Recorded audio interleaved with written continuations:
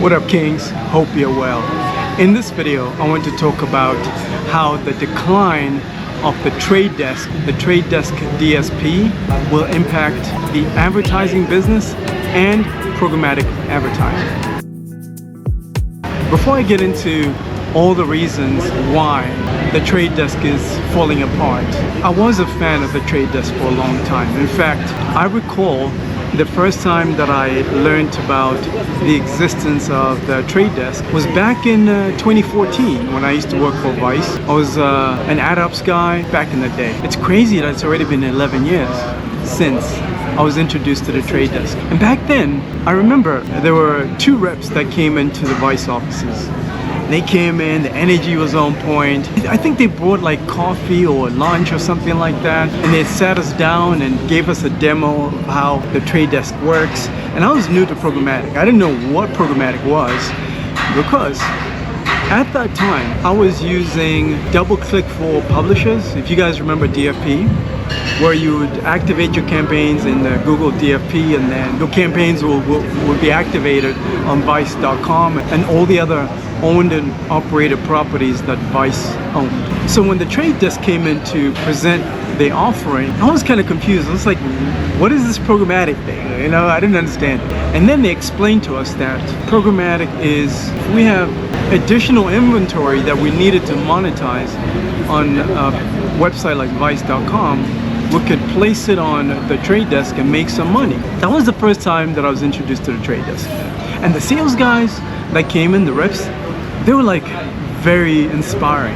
Have you ever met like guys that are super smart, that are very intelligent, and then you look at them and like, wow, these guys are so smart, man. How did they come up with all this technology? How did they even present all this technology? It wasn't until 5 or 6 years later that I really started to use the trade desk. And this was before they started using this new user interface called Cocon. When I started using the trade desk, the user experience was really, really good. It was seamless to use, especially if you're used to using like DV360 or any other DSPs that were available in the marketplace. So I would say the trade desk and DV360 are the giants in the industry. And those are the ones that were dominating in the early years of programmatic, which meant anytime you needed to run programmatic campaigns, you had no choice but to deal with these two bosses. And they made it clear to you that you had to come in correct as far as your ad spend is concerned in order to play ball. They weren't playing back in those days. I think back in those days you had to be spending at least $50,000 from what I recall every month. But now in 2025, there's so many competitors now where they don't have a minimum threshold in order for you to start running programmatic campaigns. For example, there's StackAdapt, there's AdLib, and a couple other DSPs that I forgot the names of. Because what was happening was really frustrating when dealing with the trade desk is that you had to come up with the 50 Gs every single month or they were going to completely shut you out. I'm excited that at least there's competition in the marketplace, and that means the trade desk is struggling. And let me give you 3 reasons why I believe that the trade desk is on its decline and how this will impact the advertising business and programmatic. Reason number 1, if you go to Google right now and you search for the trade desk, all the news related to the trade desk, say about 90% of that news is all negative. And I saw an article, but several articles rather, where the CEO is actually selling stock. I think it was 48 million one month and then 117 million the following month or something like that. So he's been dumping stock, cashing out. Major red flag, guys, major red flag. Every time I see like a CEO selling stock, I know it's almost the end. This guy probably wants to cash out, go buy his yacht, and then go to Bali somewhere, chill and relax, or even retire and get out of that business. Because he knows the ship is sinking, guys. This leads me to believe that the people over there are not very happy. When I was using the trade desk, we'll be given a rep. They'll give us like 1 or 2 reps to handle some of the questions that we would have about how to use the platform and whatnot. The reps started off very jolly a few years ago. Now they all look depressed and they don't think we see it. Energy, you can see energy through a Zoom call. You can't hide energy, guys. It's very easy to see it. Just imagine the developers on the back end, the programmers on the back end, those guys are definitely not happy. When the developers are not happy, this is when they introduce a useless user experience like Kokai. I can't tell you how many times I was frustrated by using Kokai when they did the transition from, I think, Solomon. And I was like, what is this, man? I mean, first, they will gaslight you and tell you this user experience is gonna be awesome, it's gonna be amazing. But me, I know the real. I know corporate too well, because I've been in corporate for 18 years. Here's what typically happens. When they're trying to introduce a new product or user experience, it's usually the majority that wins that argument. It's not necessarily the people that are most qualified, it's always the majority. Who's the most popular person is who's going to win that argument to have a crappy product like Kokai launched. I went from using Solomon, which is the old version of Trade Desk, and I was able to activate campaigns really quickly, to using Kokai, which is very confusing. Even doing bulk edits to my campaigns was a headache. That would double or triple the time to execute or activate my campaigns. Even the developers at the Trade Desk saw the same BS that I saw. The people that know what's really going on, they're not gonna speak up. Instead, they're just gonna jump ship because they don't want to be part of a sinking ship.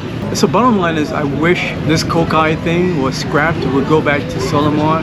Then I would probably consider going back to Trade Desk. But in the meantime, I am confident that StackAdapt, AdLib, and all these other DSPs are much more superior as far as the user experience is concerned. It's much easier to use, it's much easier to learn, especially if you're not well versed in programmatic. It'll be easier to learn like a StackAdapt or an AdLib DSP than it is to learn a Trade Desk. The Trade Desk now is just too confusing. Here's the other thing that would happen to me. Every time I would give feedback in these weekly calls, we'll have bi-weekly calls with the Trade Desk rep.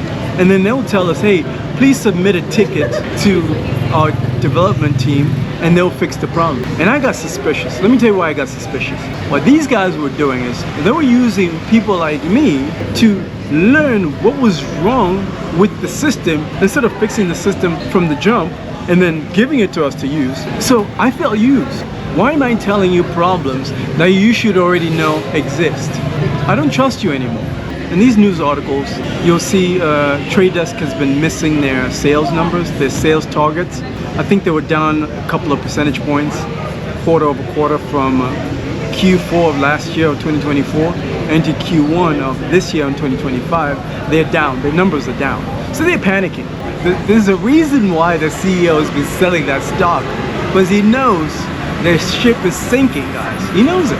And it's unfortunate because Trade Desk used to be a great product, but now I'm a fan of StackAdapt. And I just learned a new DSP called Illumin. So if you guys are looking, or if you're in the market for a new DSP, I highly recommend you consider StackAdapt or Illumin.